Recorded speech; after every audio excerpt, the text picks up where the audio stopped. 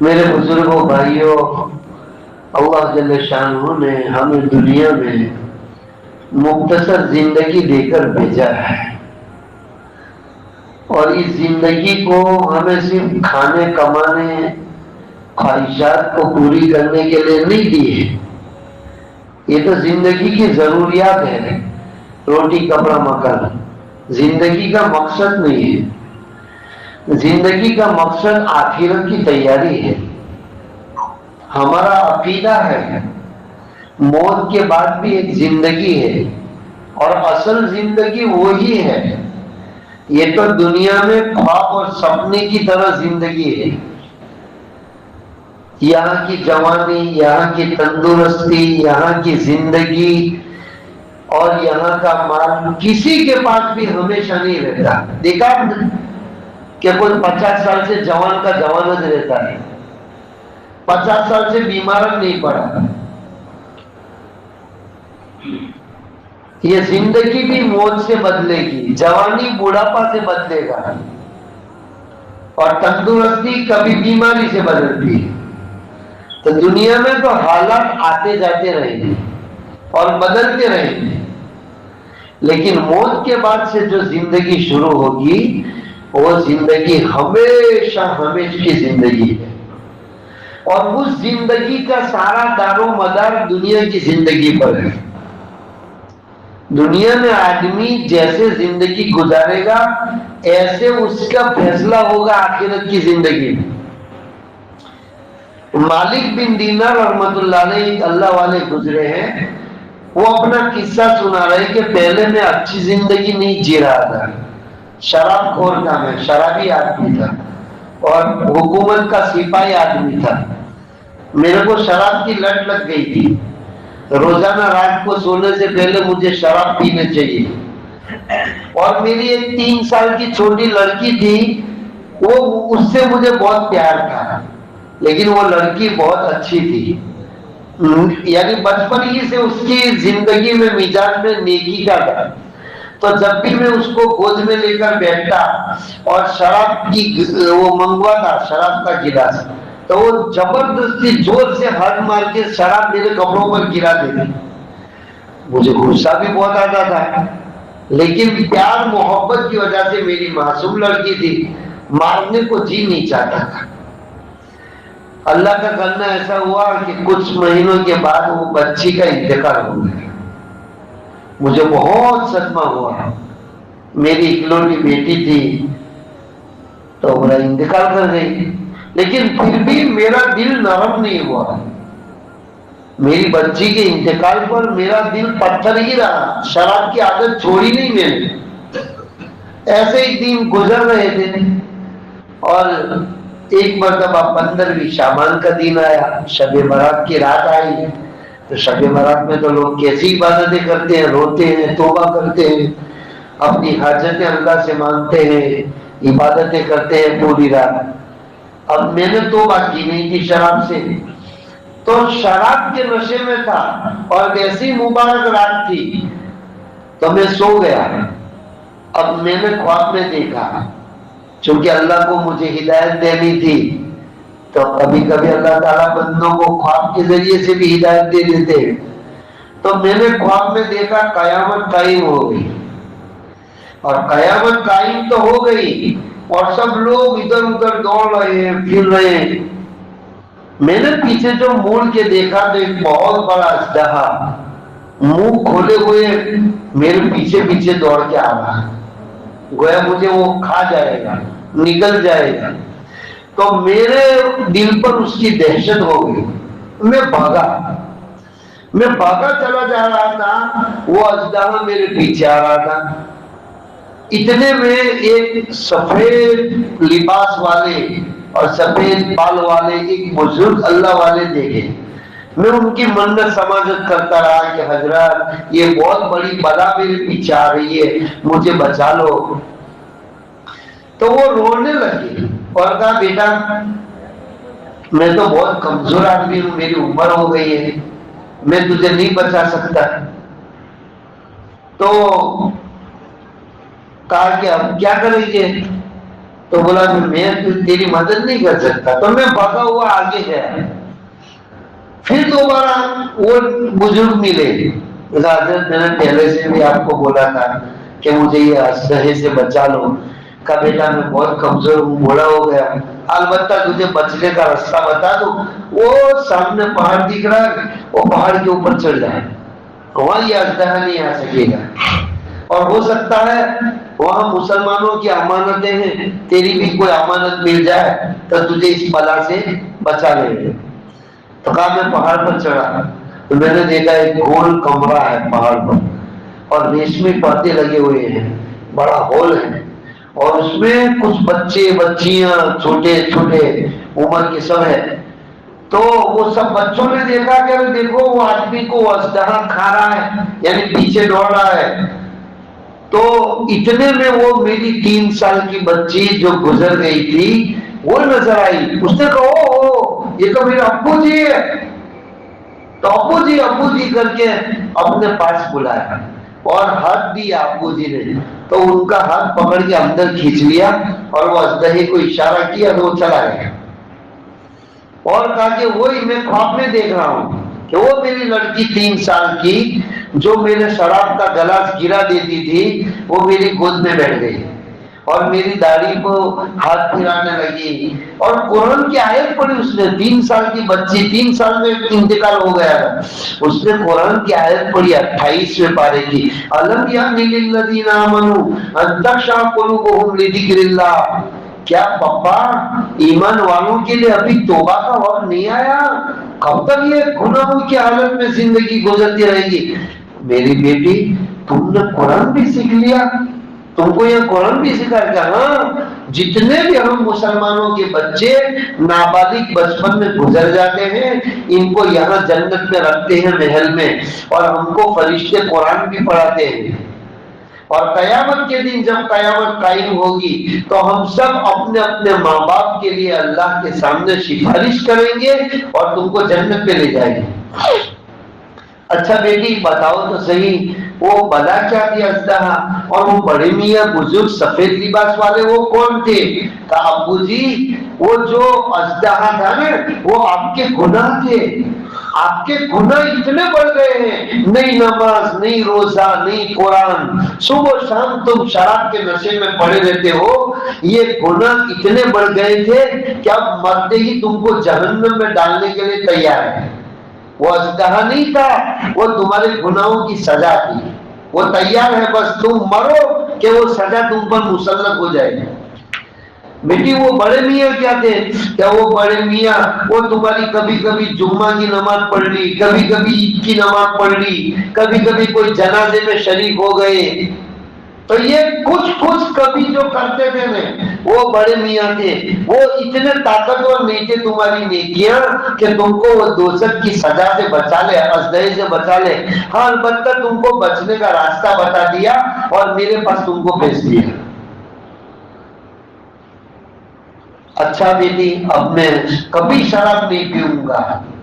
خواب کے اندر اپنی بیٹی کے سامنے توبہ کی اور پھر آنکھ کھل گئی. بس کہا کہ میں نے اٹھتے ہی اللہ کی بارگاہ میں غسل کر کے اچھے کپڑے پاک صاف کپڑے پہن کے، وہ شب برات کی رات تھی اور آخری رات کا وقت تھا، میں نے ایسی رو دھو کے توبہ کر لی کہ اللہ کے ولیوں میں ان کو داخل کر دیا.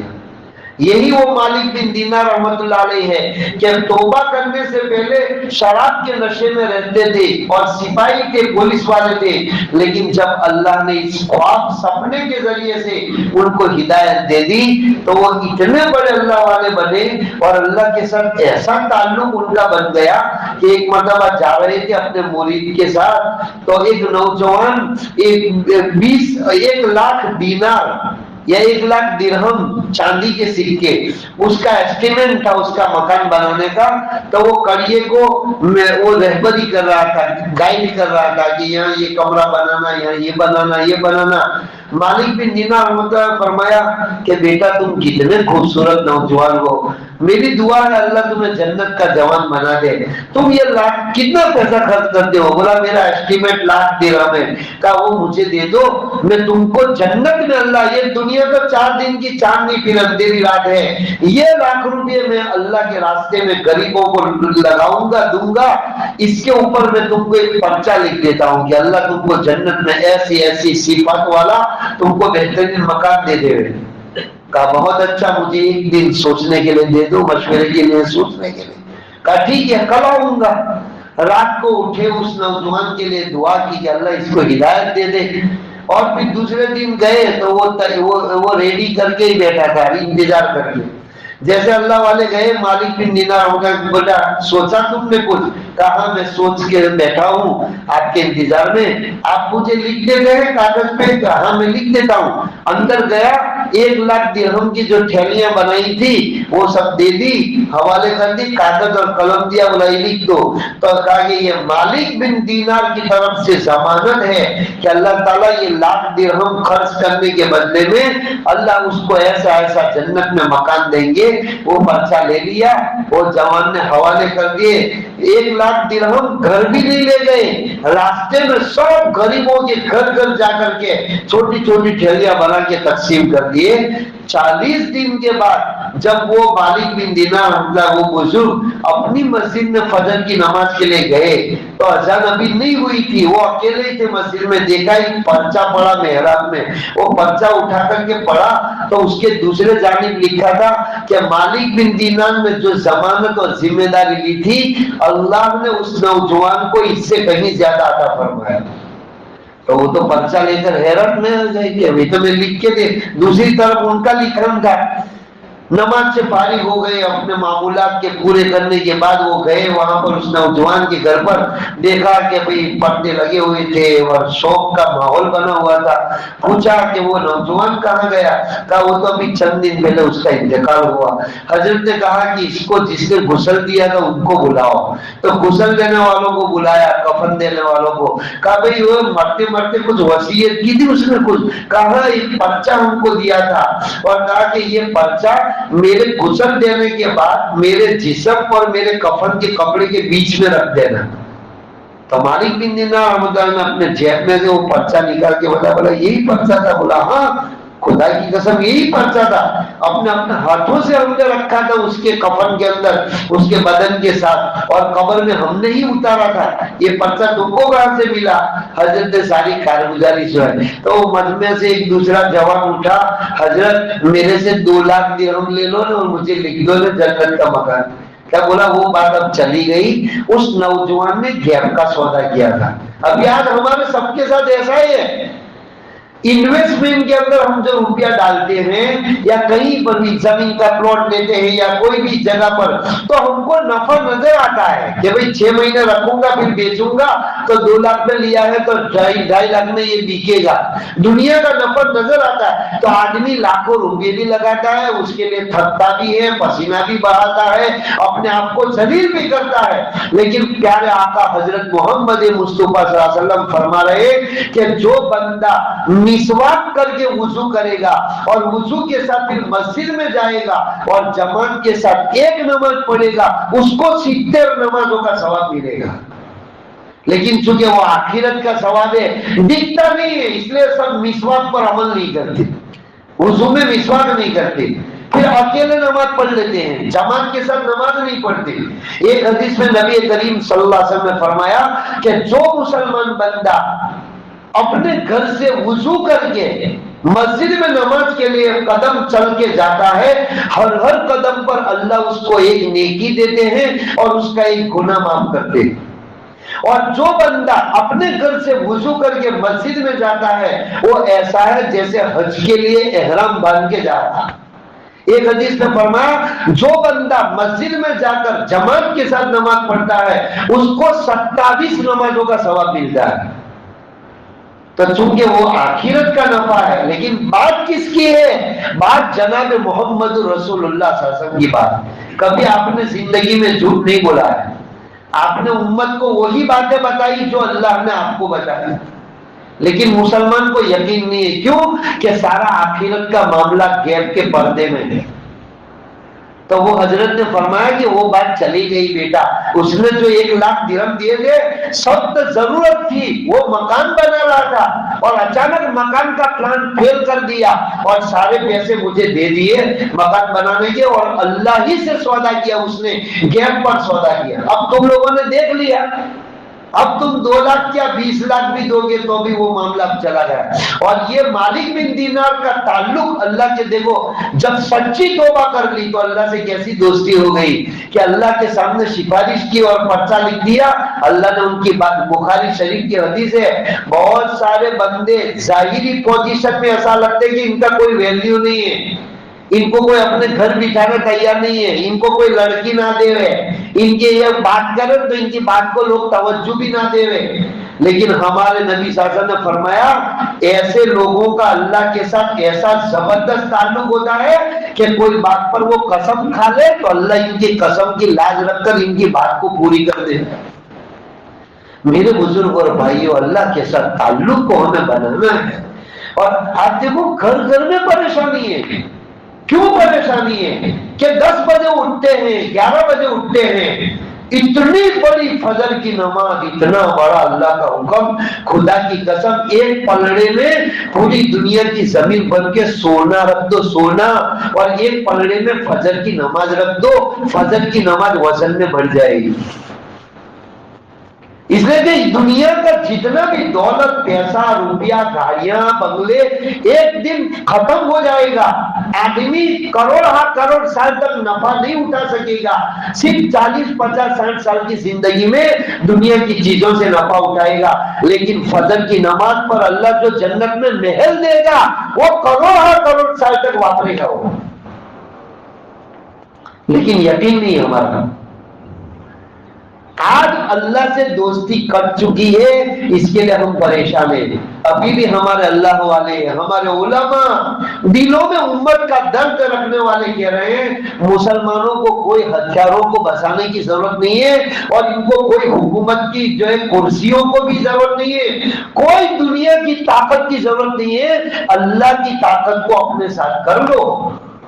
ارے جو اللہ روزانہ سورج کو نکالتا ہے، سورج کو ڈبوتا ہے، بارشیں برساتا ہے، تنو من اناج زمین میں سے پیدا کرتا ہے، تنو من پھلوں کو پیدا کرتا ہے، اور دنیا کے کروڑ انسانوں کو روزی دیتا ہے، وہ اللہ ہماری مدد کرنے میں کمزور ہو گیا؟ وہ اللہ ہماری دشمنوں کے خلاف مدد نہیں کر سکتا؟ پورا ان اللہ علی کل شیء قدیر. لیکن بندہ اللہ کی طاقت کو، اللہ کی مدد کو لینا ہی نہیں چاہتا. اللہ قرآن میں کہہ رہے ہیں ایمان والو نماز اور صبر کے راستے سے اللہ کی مدد لو.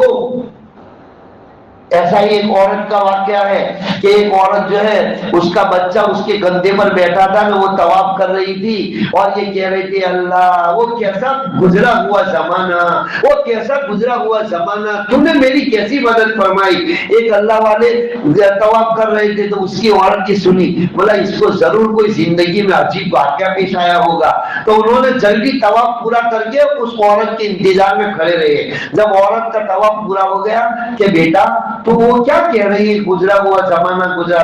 بولا ایک مرتبہ چچا میں سمندر میں کشتی میں سفر کر رہی تھی اور رات کو گھٹا تو اندھیرا تھا اور ہوا کا طوفان آیا تو ہماری کشتی ساری ٹوٹ گئی. ایک پٹیے کے اوپر میں اور میرا بچہ رہ گئے اور باقی سب کشتی والے ڈوب کے مر گئے. ایک حبشی کالا تھا وہ ایک دوسرے تختے پر بچ گیا، ہم دو ہی بچے ہوئے تھے لیکن ایک دوسرے کو نظر نہیں آ رہے تھے. جب صبح کا چاندنا ہوا تو وہ کالے حبشی نے مجھے دیکھا تو وہ نالائق پانی کو ہٹاتے ہٹاتے میرے تختے پر آ گیا اور میرے ساتھ برائی کا ارادہ کیا. میں نے کہا وہ اللہ کے نادان نالائق بندے، ایسی مصیبت میں سے اللہ نے ہم دونوں کو بچایا، میرے بچے کو بچایا، باقی سب ہماری آنکھوں کے سامنے ڈوب کے مر گئے اور ایسے ابھی بھی ہم کنارے نہیں پہنچے، پانی میں ہے، بیچ میں ہے، اور تو ایسا بولا کچھ بھی کر میں تیرے ساتھ برائی کر کے رہوں گا. تو اس نے بچے کو چٹکی بن لی تاکہ بچہ روے تو بہانہ نکال کے میرے بچے کو سلا لینے دے، اتنے میں کوئی اللہ کی مدد آ جائے گی۔ تو بچہ رو رہا ہے، کہا جب میں بھائی میرے کو میرے بچے کو سلانے دے، بعد میں تیرے جو کرنا وہ کریو، میرا بچہ رو رہا ہے۔ اور دل ہی دل میں دعا کر رہی ہے، اللہ یہ بیچ سمندر میں تیرے علاوہ میرا کوئی مددگار نہیں ہے، تو میری مدد فرما اور اس ظالم کو تو ہلاک کر دے۔ کہا میں دعا کر رہی تھی تو اس نے پھر کیا کیا، میرے بچے کو بھی میرے سے چھین لیا اور دریا میں ڈال دیا۔ یا اللہ اب میں کیا کروں؟ اتنے میں میری دعا قبول ہو گئی، ایک بڑا مگرمچھ سمندر میں سے ظاہر ہوا اور اس کو ایک ہی لقمہ بنا کر کے سمندر میں چلا گیا۔ اب اس کے بعد میرا بچہ کا کیا؟ میں نے اللہ سے دعا کی، اللہ مجھے کنارے تو پہنچا دے۔ اللہ نے مجھے کنارے پہنچا دیا، لیکن وہاں کوئی آبادی نہیں تھی۔ اتنے میں ایک کشتی میں بھر کے لوگ دوسری جگہ جا رہے تھے۔ میں نے دوپٹہ ہلایا کہ بھائی مجھے لے جاؤ، یہاں تو کوئی بستی میں مکان بھی نہیں ہے، کھانے پینے کے۔ تو میرے دوپٹے کی حرکت کو دیکھ کر وہ کشتی والے آئے مجھے لینے کے لیے۔ تو جیسے میں اندر داخل ہوئی، ایسے دیکھا وہ میرا چھوٹی عمر کا دودھ پیتا بچہ کسی کی گود میں بیٹھا ہوا تھا۔ میں ماں نے محبت میں بچے پر گر گئی، خدا کی قسم یہ تو میرا بچہ ہے۔ بھئی تیرا بچہ کہاں سے آیا؟ پھر اس نے اپنی سٹوری سنائی کہ میرے کو ایسا ایسا ہوا اور وہ حبشی نے میرے بچے کو ڈال دیا تھا۔ بولا ہمارے ساتھ بھی اچھی عجیب سٹوری ہوئی ہے کہ تمہارے ساتھ کیا ہوا معاملہ؟ بولا ہم برابر چل رہے تھے، گانا سن رہے تھے، ہماری کشتی برابر چل رہی تھی اور اچانک دیکھا کہ ایک مگرمچھ ظاہر ہوا، اس کی پیٹھ پر یہ بچہ بیٹھا تھا اور جیب سے آواز آئی، او کشتی والو اس بچے کو تم اٹھا لو ورنہ تم سب کو ہم ڈبو دیں گے۔ جیب سے آواز آئی تو بولا ہم میں سے ایک آدمی اٹھا اور بچے کو اٹھا لیا۔ سارے لوگوں نے کہا دیکھو اللہ تعالیٰ کیسا مہربان غفور الرحیم ہے کہ وہ ہم گنہگاروں کی بھی ایسی حالت میں مدد کرتا ہے۔ ہم سب وچن دیتے اللہ کو آج کے بعد ہم توبہ نہیں کریں گے۔ تو وہ بچہ بھی مل گیا، وہ حبشی کو بھی اللہ نے ہلاک کر دیا اور اس عورت کی تنہ تنہا اللہ نے حفاظت کی۔ تو میرے بزرگ اور بھائیوں، آج ہمارے سب علماء کرام اللہ والے اسی درد میں ہے کہ حالات تو بڑھتے جا رہے ہیں، چاروں طرف سے دشمن ہمارے شکنجہ کس رہے ہیں اور ابھی ہم فجر کی نماز بھی نہیں پڑھ رہے۔ دوسری عبادت تو چلو چھوڑو، پر فرض نماز بھی ہم نہیں پڑھ رہے۔ تو پانچوں وقت کی نمازوں کا اہتمام کرو، اپنے بیویوں کو بھی اپنے بچوں کو بھی سب کو گھروں میں اٹھاؤ۔ صبح کے وقت کے لیے ہمارے نبی صلی اللہ علیہ وسلم نے برکت کی دعا کی ہے، اے اللہ میری امت کے لیے ان کے صبح کے وقت میں تو برکتیں نازل فرما۔ نمازیں پڑھنے سے گھروں میں برکت آئے گی، روزی میں برکت آئے گی، زندگی میں برکت آئے گی، دلوں میں چین سکون ملے گا۔ روزی میں برکت کیا کہ تمہارا 5,000 پگار ہے تو 50,000 ہو جائے گا؟ نہ، ابھی کل ایک بندے کی میں ملاقات میں گیا، اس کے 2 جوان لڑکے ہیں، ایک جوان لڑکی ہے، 3 اور اتنے سے چھوٹے سے کمرے میں سارے میاں بیوی نے 5 جنے سوتے ہیں اور وہ ساتھ۔ تو میں نے ان کو بتایا، میں دیکھو تمہارے وہ کیا کہتا ہے کہ میرا ہر مہینے کی 5,000 کی دوائیں ہوتی ہے۔ میں کہا کیا کیا؟ بولا شوگر بھی ہے نا، بی پی بھی ہے نا، یہ بھی ہے۔ میں کہا اللہ کے بندے تو جوان آدمی ہے، تیرے بچے بھی جوان ہیں، تم لوگ نماز نہیں پڑھ رہے، اس کے لیے تمہاری روزی سب بیماریوں میں، اس پہ دواؤں میں تمہارا پیسہ چلا جاتا ہے۔ میں اللہ کی قسم کھا کر کہتا ہوں، اللہ کے وعدے پر یقین رکھ کے کہتا ہوں، تم تینوں اور تم 5 باپ بیٹے، تمہاری بیٹی، تمہاری بیوی، سب 5 ٹائم کی نماز شروع کر دو، 15 دن میں پھر میرے کو ریکارڈ دو۔ یہ تو میرے دوستوں گارنٹی والے عمل ہے۔ یہ دنیا کے تمہارے اسباب ہے نا، کوئی پتھارا کھول کے بیٹھتا ہے، کوئی فیکٹری کھول کے بیٹھتا ہے کوئی، یہ تو غیر یقینی اسباب ہے۔ ہو سکتا ہے ان اسباب سے تمہارے کام بنے بھی اور نہ بھی بنے، لیکن جو 5 وقت کا نماز بن جائے، نمازی بن جائے، اس کے کام اللہ نہ بناوے تو پھر ہمارا ایمان ہی نہیں۔ ہم یقین رکھیں میرے دوستو، 5 وقت کی نماز کی پابندی کریں گے نا تو اللہ تعالیٰ دشمنوں سے بھی حفاظت کریں گے اور ہماری روزی میں برکت دیں گے۔ کہ برکت کیا ہوگی کہ یہ فالتو دواؤں کے پیسے سے اور بیماریوں سے اللہ بچا لے گا، ایسی تندرستی دے گا کہ ہم کو کوئی دن ڈاکٹر کے پاس جانا ہی نہیں پڑے گا۔ کریں گے سب انشاءاللہ۔ اللہ تعالیٰ ہمیں پابندی کے ساتھ نمازیں پڑھنے کی توفیق عطا فرمائے۔ اس کے ساتھ ساتھ حسبنا اللہ و نعم الوکیل پڑھا کرو۔ حسبنا اللہ، بولو حسبنا اللہ و نعم الوکیل۔ زبردست تسبیح ہے، ہماری مدد کے لیے اللہ کافی ہے اور وہ بہترین مدد کرنے والا ہے. یہ دعا کا میننگ یہ ہے. ترجمہ حسبنا اللہ ونعم الوکیل.